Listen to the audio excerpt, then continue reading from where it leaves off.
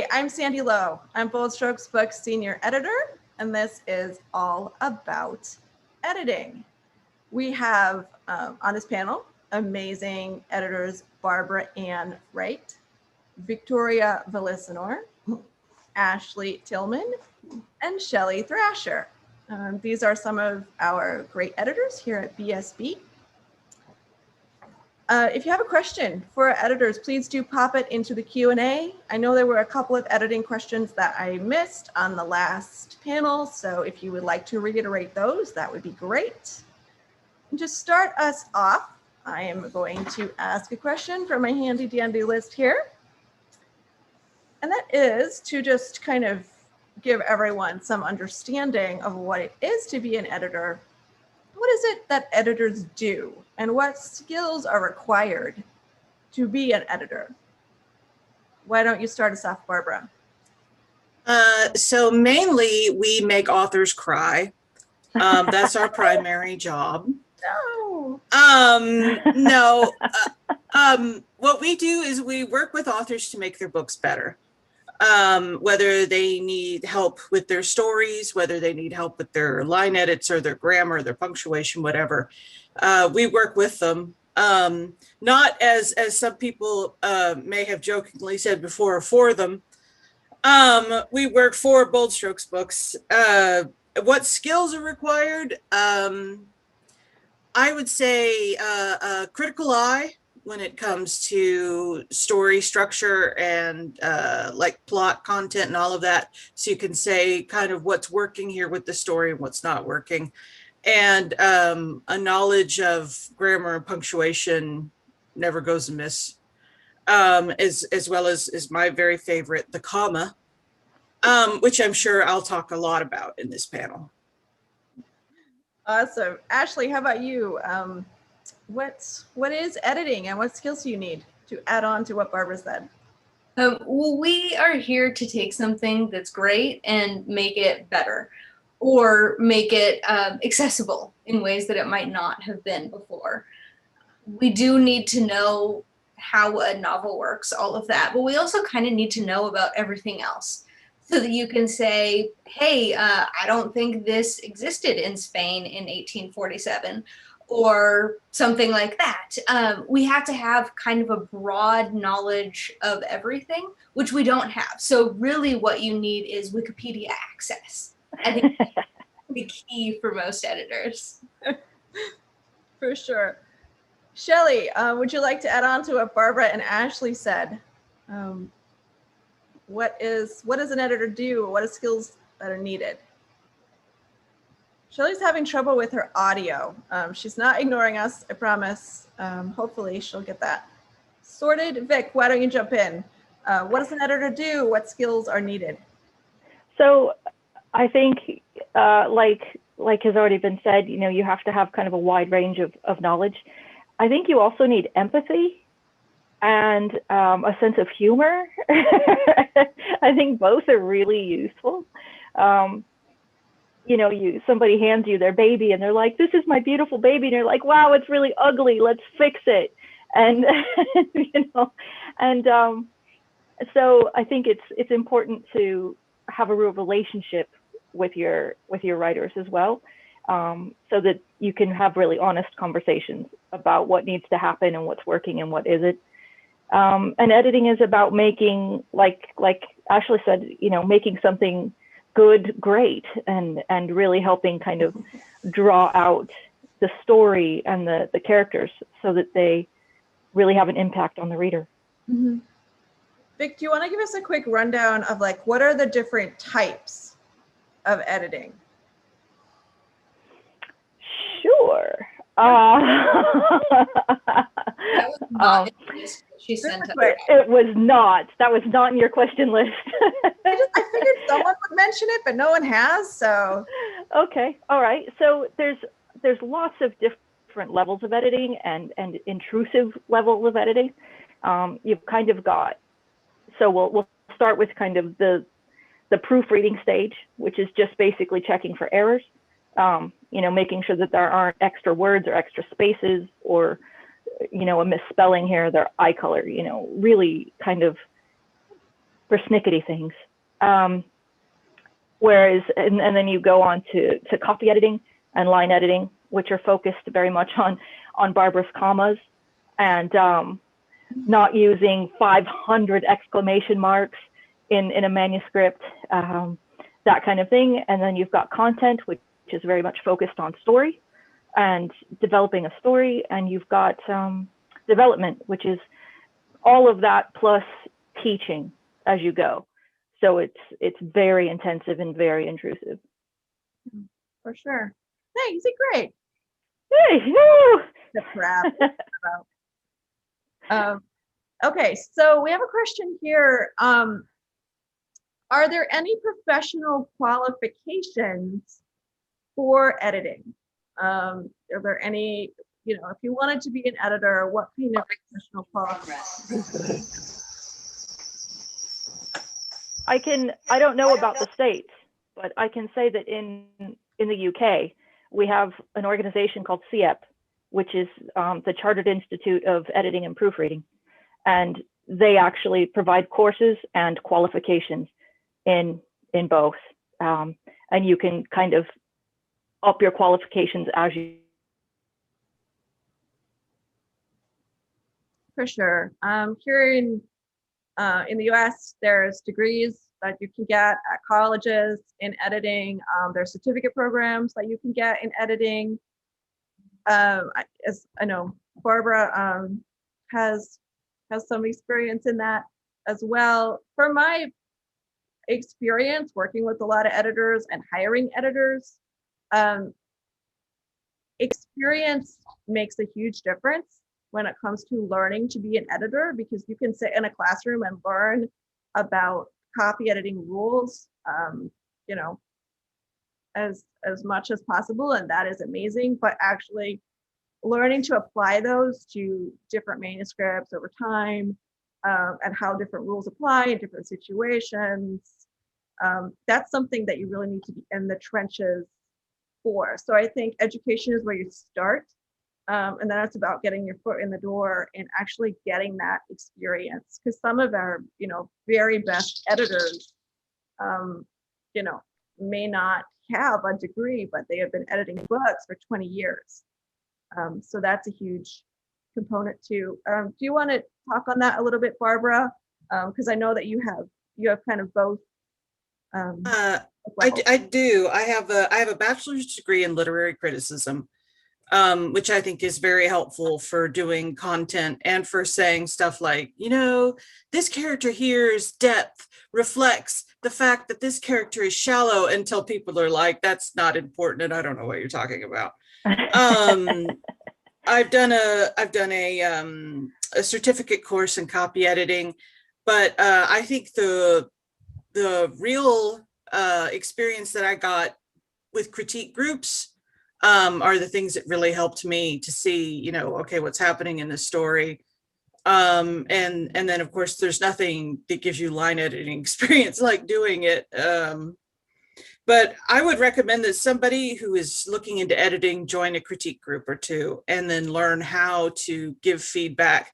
And most of them have a thing about, you can submit your work or you can critique the work of others. But I would suggest submitting something too, just so you can see what that feedback feels like. And you can learn why, you shouldn't rip someone's work apart, that you're there to help make it better, not to tear them down. So that is what I would suggest as anyone who's just looking for a start to join a group like that. For sure. Shelley, do we have you? I have audio on my phone. Awesome. Okay. All righty.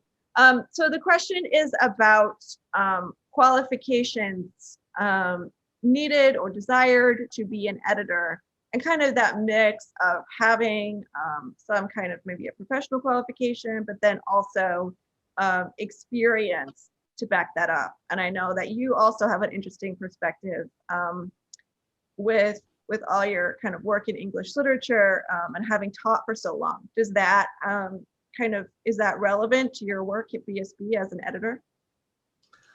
Yeah, I draw on my. Is this gonna work? I don't think so. I'm getting a lot of like an echo.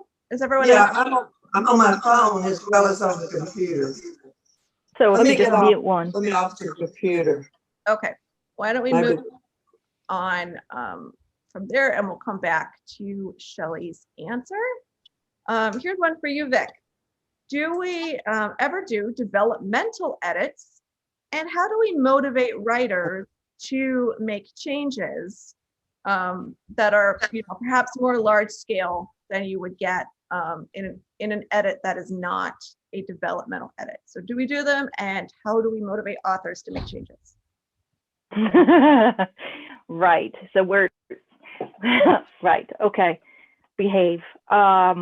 We don't offer them cookies or send bribes. We do development edits, yes, and it's something I love. I think it's something fairly unique to Bold Strokes as well, to have a development editor on staff whose pretty much sole focus is to teach and to really work through manuscripts that have a lot of promise, but maybe aren't quite there yet. It's a really exciting part of BSB to bring on new authors who have so much talent and just need some one-on-one time to work out their craft. As far as making changes, development editing is very much about teaching, and it's a lot of explanation. So it's not just saying this doesn't work, fix it.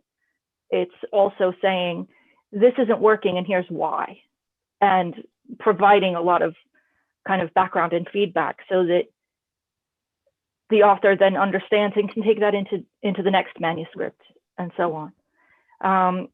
So changes are very much explained and made relevant to the manuscript, whereas like you were saying, Sandy, about coursework not being the absolute best way, because it may not apply when you're working on a real manuscript. So, and I think it's the same for authors. You can learn a whole bunch of stuff in a classroom, but learning it on your own manuscript in progress, I think, is insanely valuable. For sure. Totally agree. Here's one for Ashley. Ashley, you mentioned having an amazing knowledge of Wiki. How do we work with authors who are professionals in the field that they are writing in?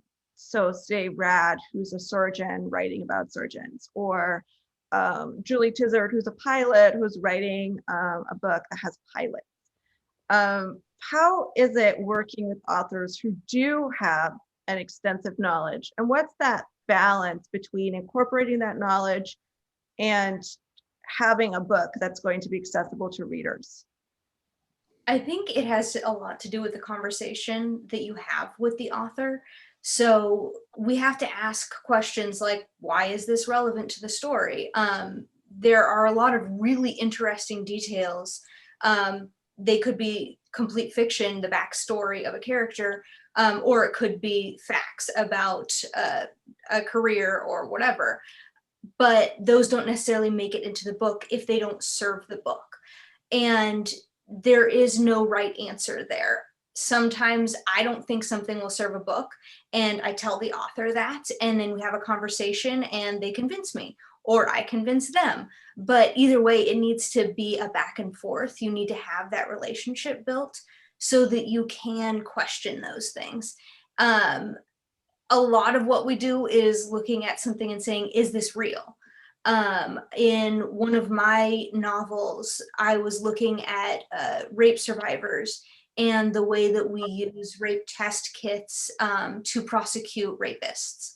And my editor was like, hold up, this sounds not real. And I had to assure her that it was in fact real, and that I had interviewed someone who worked at a women's center who had that knowledge. And then we moved on because we have that relationship. So I try to carry that through with my authors and just ask them questions, see where they're coming from. And that's what you do if someone doesn't want to let go of something, is you see why and take it from there. Yeah, I agree. That's a great answer. Shelley, do we have you back? Yeah, I'm on my phone now. Awesome. All right, here's one for you. What encouragement do we give new authors if when we send their edits back, right? So a brand new author that you're working with who has not been edited before, how would you work with them? What kind of feedback, encouragement would you give for an author's very first editing experience? Well, I learned as a longtime English teacher that you usually, when you're grading a paper, you say something positive. So I look through for the strengths of the author first and list those. And then I gradually work into the suggestion. I'm not a real blunt person, you know, I will tiptoe around and make it as sugar-coated as I can that this needs to be changed. And then you give the reason. I think giving a reason is one of the most important things. And not just it's a rule, but this is a rule that we all follow, because if we don't follow, all of us follow these rules, then we have chaos. So explain this is like applies to punctuation especially. But my mom always explained to me why she was punishing me. So that's the way I did it. I also wanted to, the other question kind of that you were discussing while I was going around trying to get it on, I don't know if you mentioned mentors, but that was a very, very important part of my learning to be an editor. I had taught for college for years and had a background in 3 degrees in English, but without Jennifer Knight and Radcliffe, I would have been lost. I couldn't have been an editor without them. So having a good mentor, I think, is very, very important. So yeah, that's true. I think we have a great process here at BSB to mentor our editors too, right. Not just kind of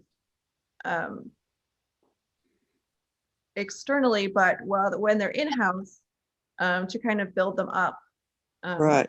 as well, which is really cool. Yeah. Barbara, tell us a little bit about the process of working with a new author. So we've talked a lot kind of about the emotional side and how do we kind of make sure their experience is a good one, but tell us a little bit about what does that process look like? What happens after you get a draft manuscript from me?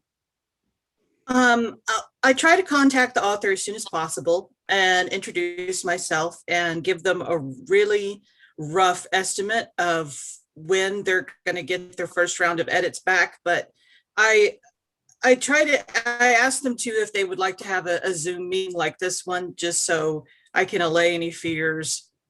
But for the first edit, I sort of like to just blow it up and be like, here's all the stuff, and I really actually try for that overwhelming feeling. And I'm not kidding. It sounds like I am, but I open, of course, with something nice in my email to them, that I really like this, I really like that. But then I try to reiterate that, don't worry, everybody's first manuscript looks like this. Because not only are they learning, there's all this grammar stuff, story stuff, but I was like, Bold Strokes has its own style guide too. So that's stuff that you may be wholly unfamiliar with. Here you go. And as I'm writing the email and saying, okay, let's look at this, let's look at point of view, let's look at blah. Way down at I have my list of really, really important stuff, less important stuff, and least important stuff, and try to really hit them with the most first, and then be like, okay, here's this other crap, but you don't have to worry about it right now. I fixed it for you this time, but next time we're really going to take an in-depth look at whatever's next. And I try to put the rules in there about where I'm coming from. The Bold Strokes has a handy dandy grammar guide, and I try to quote from that extensively and say, look, here are some lovely examples. Do you want to meet and talk about this? Do you want to email back and forth? And then I give them like a date of when I need those edits back. But I really just try to front load and be like, this is what this is going to look like. Here's why it's not bad. Here's why you're not a bad writer. You're a good writer. You know, you're a good storyteller. But really just sort of shock them and say, this is stuff that we're going to work on from here on out. But don't worry, we're going to do it together. I love that. That's something that I say to authors too. You know, when we're at the contract stage or whatever, and they're not sure if their book is very good, I will say, you know, we wouldn't want to contract it if it wasn't good. I mean, it may need, you know, this change or that change or whatnot, but it's a good book, and we want it because it's a good book. And so you're starting from that place of, we are all here because we want to publish this book because it is good. And to just tag on to the comment about development edits, if you submit your book and it needs big changes, we will let you know before we send a contract, so that you're not kind of committed and under contract, and then you realize that, oh, the editor wants you to change, you know, dramatic elements of your book. We'll let you know before you sign a contract, so that you can go into that with your eyes open, because maybe you decide you don't want to, and that's absolutely okay. And it's better that we all know that before anyone signs any documents. Okay, I have this great question. Have we ever had a book that has ended up requiring so much editing that we gave up on it? I'll say, just like from a business perspective, no. If we contract a book, we are all pretty sure that the book can handle, you know, and that the author can handle the editing that it may need. Sometimes we will send notes back to an author and say, hey, this book isn't quite ready yet, and we'd like you to consider making these changes, and then, you know, you can send it back to us, and we'll look at it again. Every now and then we have an author who is under contract, who for whatever reason does not make changes to their book, and who does not want to. And then it's a process of us working together to decide how necessary are these changes, right? Is this change going to make the difference between the book being publishable and the book not being publishable? Is there any way to compromise? And most of the time there is, and very occasionally there isn't. And in that case, we might say to the author, you know, okay, I mean, let's dissolve this contract because we can't come to an agreement. But we do everything possible to avoid that, and we definitely have not ever given up mid-edit, fortunately. All right.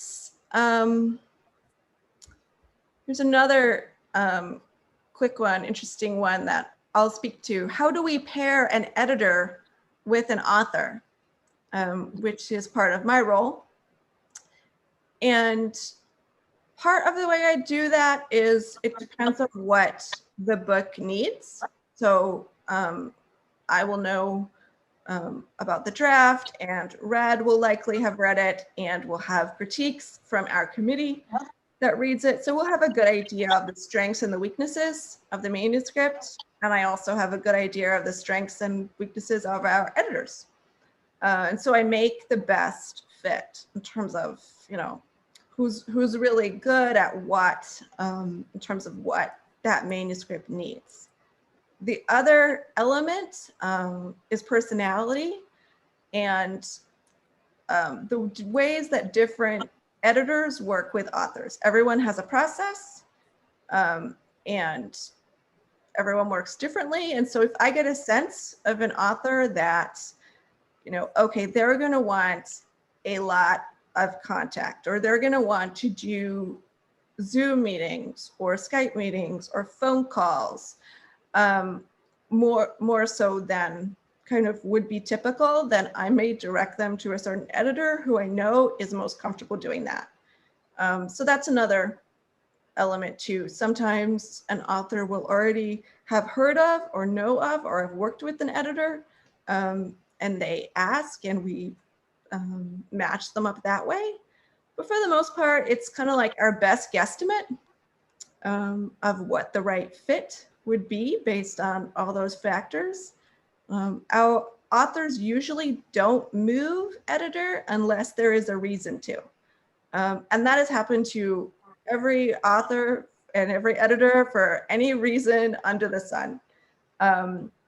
So it's absolutely fine if it doesn't work out for whatever reason. Our editors are very used to being very understanding of that, and just kind of, the professionalism and finding an editor who might be a different fit if necessary. All right, let's stop me talking. Let's see. As an editor, do you see yourself as a partner with the author? What's that kind of back and forth like? Is it authoritarian? Is it a partnership? Is there some other word that you might use to describe it? Ashley. I think it kind of depends on the author. Some authors like a firm hand, and some authors don't so much. I know when I started editing, one of the struggles I had was getting people to take me seriously because I look younger than I am. And so part of it was just having that conversation so that they could see that I knew what I was talking about, and also that I trusted that they knew what they were doing. So I think that you can't just say that it's one thing. It very much is what each author requires of you. And you get a sense of that pretty quickly, especially with that first round of edits. You can see how they respond to you, how they respond to various comments. Everyone likes a compliment sandwich. You're doing this great. You really suck at this, but you're doing this great too. We all love using that. So I don't think that it is, I don't think that you can boil any process like this down to one exact thing. Yeah, I agree. Barbara, how do we edit without interfering with an author's style or an author's voice? Is there some kind of tightrope that we walk between what's required in an edit and not tromping all over kind of the unique voice of the author? It really is a tightrope, because I've heard it before that when you go through a manuscript, you shouldn't leave your own footprints. There should only be the author's footprints, and people shouldn't see your hand. And it is difficult, especially being a writer and an author, because you think, I would have written this differently. But you have to kind of put your brain to the side, that side of yourself over here, and be like, I'm not writing this. This isn't my story. And just really try to be like, if I'm picking this up and I was reading it at a bookstore or something, what would catch my eye, and what would I say that doesn't make any sense? And what, that sort of thing is trying to engage your reader brain rather than your writer brain. And there are things that I think every editor has their pet peeves, but usually those are like things that actually make sense. It's like we should cut this because like I have a thing about my what else cuts. It's like if somebody nods their head, I cut their head, because it's like, what else would they nod? Mm-hmm. Is there somebody grabs something with their hands? A lot of new authors do. There are lots of hands going everywhere. She grabbed it with her hand. She did this. And I was like, she wouldn't say, yes, she sat with her ass, because so you don't need to say she grabbed it with her hand. And I'm like, if she's grabbing it with her foot or her antenna or something, you need to tell me that, but her hand, you don't need to. And so I think we all have those, but those are usually for the benefit of the author. It's not just like, oh, I can't stand characters named Tanya, get her out of here. So that I think it's by engaging your reader brain and by not saying, this is how I would written this, you can avoid stepping on the author's voice. For sure. Shelley, what characteristics should authors have to build a successful relationship with their editor? Authors should have a willingness to learn, I would think, and a willingness to want to get along with their editor. You can't go into it as in a controversial mode. I know a lot of authors seem to be afraid at first that the editor is going to try to change their voice. So I think the author needs to go into the situation thinking that the editor is there to help them. It would be kind of pointless for us to rewrite everyone's book. I mean, we're already authors, so we don't need to rewrite someone else's. So it's just a spirit of cooperation. I'm going to learn something. My book is going to improve. I'm going to have an enjoyable time. I might make a new friend. All the positive, I think, the author needs to bring to the forefront when they're looking forward to. I love to be edited. It's a wonderful experience. I learned so much, and I hope that the authors that I work with feel the same way. It's just fun. I mean, we're having a good time and we're entertaining people. So why not just enjoy it?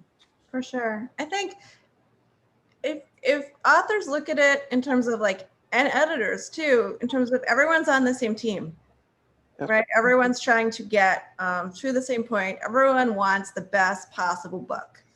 And there may be lots of different ways to get there, and lots of different opinions about what that means, but the intention, I think, is the same, and that's super helpful. Vic, do our editors edit to genre rules? And the example that this person gave was things like happily ever afters in romance. Do our editors stick to the rules of the genre, or do we ever divert? Well, I mean, the rules are there for a purpose. Genre rules are expectation. If you have a romance without a happily ever after, it's not a romance, it's a love story, right? Because love stories can end in tragedy. Romances don't. So, yeah, I mean, as Ashley said kind of early on, we have to have a very broad knowledge, and that includes genre rules and understanding what readers expect when they approach that genre. How they write within the genre is what makes it different and what makes it special and unique. The characters they create and the conflicts involved. That's what makes it really unique and interesting. But the genre rules themselves need to be there in order to satisfy the readers. Yeah. I think Vic's right. I mean, if a book... I'm always right. It's true, always. But it's also an important thing for us to have. Yes. So, for example, Bold Strokes publishes romance, and we publish love stories, and we publish crime, and we publish mystery, and we publish thriller, right? I mean, these are all variations on similar story types, but they don't fall into the same genres because of those rules. So I'm not quite sure where the questioner is coming from, but in terms of what BSB publishes, your book does not have to follow particular genre rules as long as your book makes sense as a story. But if there's no happily ever after, we're not going to market it as a romance. So that's. And if there's no mystery, then it's not a mystery. Right. And if there's no adventure, then it's not an adventure. Right. There are rules surrounding that, elements that have to be there in order to make it what it is. Yeah, but that doesn't mean it's not publishable as a story. But I think there's also an element of trust that, I mean, we obviously all have to trust each other. We have to trust that when Sandy contacts us and says, hey, I've got an author for you, that she thought about it. And we know that because she's built that trust. Our authors have to trust us to get the best result out of their book. But the readers also have to trust the publisher. And if we give them something that's called a romance that doesn't fulfill what a romance is supposed to be, they're not going to buy our books anymore. So that's all part of that trust that we have built. For sure. Yep. Alrighty. Ashley, here's one for you. BSB has a lot of authors. Are our editors able to give authors individual attention? We have a lot of authors, and we also have a lot of editors too. How much individual attention do we give our authors? So much. So much individual attention. It depends on how many books you have on your plate at a given time, but I'm not working on 5 different things. If I'm working with one author, that's what I'm doing right now. I also know the communication style of each of my authors. So if they work better with texting or email or phone calls, then that's what we do. But when I'm working with someone, that's all I'm doing right then. You have to, and also that's part of just scheduling. Like when Sandy says, hey, can you take on another author? You have to be able to say yes or no. You need to know your own schedule so that you can give that individual attention. Otherwise, it's not fair, I don't think, really to anyone. For sure. Okay, we have a question. Barbara, does the word count of a manuscript matter? This particular attendee was told that they needed to develop a fan base before sending a longer story.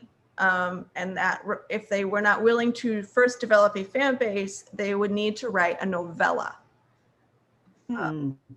Does word count matter in an author's first publication?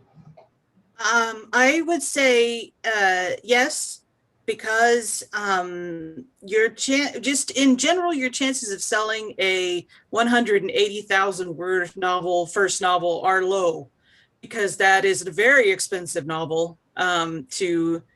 It's going to take up a lot of editing time. It's going to be big to publish, you know, and the bigger a book is, I think the more expensive it is to put into print. But I would say that a lot of what word count matters, a lot of how a word count matters is in the genre that you're writing. Traditionally, I think like sci-fi fantasies, really complex thrillers, spy novels, that sort of thing, are longer than, say, a contemporary romance, just because there's more information in there that you've got to give to the reader. So if I was somebody and thinking, you know, is my novel too long? The first thing I would do is search on the internet for like average lengths of novels by genre or something like that, and just sort of get yourself an idea. But that being said, I know Bold Strokes has published romances that are a little on the long side, and it's published sci-fi novels that are a little on the shorter side. It all just depends on how it works. Mm-hmm. The whole thing about building a fan base and writing a novella first, I've never heard that. A fan base, of course, is lovely. If you come into this with that already, if you're like, hey, Bold Strokes, here's my first novel, I have 80,000 followers on Twitter and they all love me, then they're going to be like, fantastic. But it's fine if you don't have any fan base, especially if you don't know how all of this stuff can be researched. It can all be learned. So I wouldn't say, no, you have to start with a novella first. You can definitely start with a novel. It's just be aware of what the average length for one is. And even if you sent one in to Sandy saying it was like, I have a 200,000 word novel, her first suggestion might be, why don't we cut those in half, you know, and say, you're telling, you know, these 2 stories, or if you're actually writing a series and you didn't know it. I think Ali Valley has a very famous story about that, about her first novel and its epic word length and how she was advised immediately to cut it in half. So I wouldn't worry too much about it unless, like I said, you tend to write long and then look up those average word counts. But there's no reason you need to have a fan base at the beginning, nor do you have to start with a novella. Yeah, for sure. And that's part of your publisher's job too, is to help you build your fan base over time. Shelley, do editors work with all genres? No, not particularly. I think that we kind of specialize. I work a lot with historical because that's what I enjoy, and I've been lucky enough to be assigned a lot of great historical writers, like Justine Saracen comes to mind. I'm not as good with the light romance, so I don't get assigned to the light romance. I know Cindy Cresap for years was the one who worked with the British authors, because she had been working with Jane Fletcher. So it depends on, I think, our background, our preference, and so forth. It's the publisher and the senior editor's decisions as to what the fit's going to be the best. So. Sure. Vic, why don't you talk a little bit about that too? Because as a development editor, you do work with a lot of different genres. So what is it about different genres that are different and also the same across editing projects? Yeah, I do. I do work across genre, and I love it. I love working on kind of this myriad of options. I think you do have to have an understanding of the genre kind of boundaries for everyone, what a reader will expect to see in that genre. And I think you need to always be aware of character. You know, character is what drives it. And your characters have to be solid no matter what you're writing. And the emotion and the conflict, you know, they have to be really solid, regardless of which genre you're writing in. So developing that depth in every genre and, you know, whatever book I'm working on is paramount. Yeah. And I'm ruthless. I would say there's lots of elements of story, like Vic was talking about, character and pacing and dialogue and whatnot, that are true across all genres. So I think certain editors do have specialties, but I don't know that genre-specific editors are as necessary as it might seem, because the elements that will most appeal to your readers are going to be consistent across all genres. All right, we have a great question that I'm going to give to Ashley, and I'm just going to read it because it's phrased a lot better than I could do on my own. How do editors account for the expansive gender identities and sexual orientations classified across the LGBTQIA+ community versus those in the past? So that's just, things have changed. Our community is much more expansive now.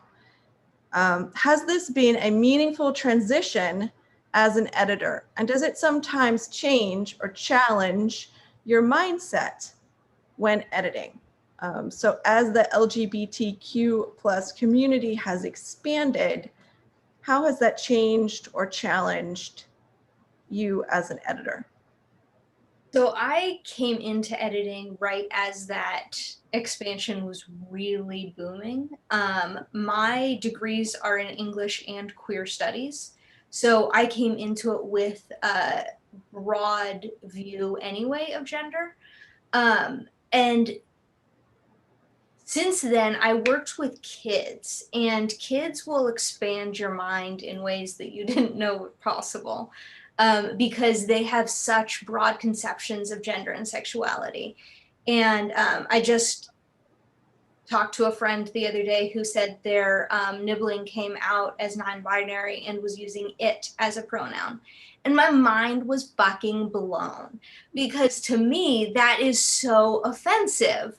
But after some discussion, I realized that more likely it was a reclamation of the word, just the same way that my generation reclaimed queer. And so many older generations found that offensive. And so I think part of it is just trusting other people to know themselves, and rolling with the punches. So we have a style guide at BSB. We've discussed that a bit. We update that to account for various gender identities. And we just did a pretty massive overhaul a few years ago. And that was part of the discussion that we all were having as editors. How do we account for these various genders that we don't necessarily have language for yet? Or how do we create language that is going to be consistent across what we're all doing, but also will not offend those communities, will give them a voice that is accurate? So I think it's a difficult question. Sure is. I'm so glad you got it, not me.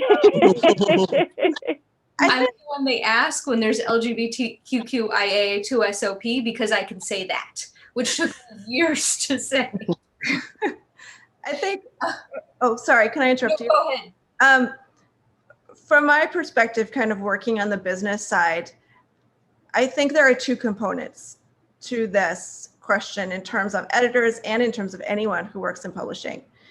And one is that if we don't know, we should talk to the people that do. And in this case, it's going to be our authors, right? If we are working with an author who identifies on the spectrum in a way in which we don't, or which we don't have any experience in, they are going to be our best resource, our best learning tool, in order to work with them better and with their manuscript. And I think that's just a people thing, right? It's just a respect thing, in terms of kind of being a human in the world and